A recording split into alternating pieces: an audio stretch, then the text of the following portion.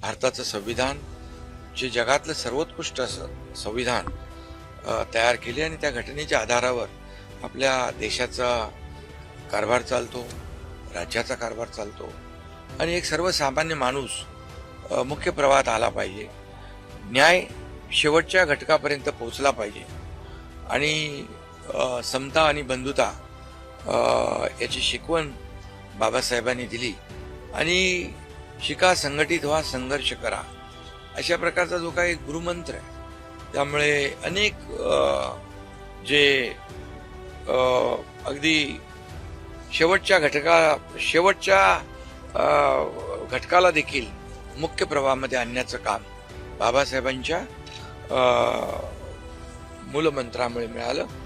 सर्वसामान्य माणूस उच्च पदापर्यंत पोहोचू शकतो याची अनेक उदाहरणं बाबासाहेबांच्याच संविधानामुळे आहेत.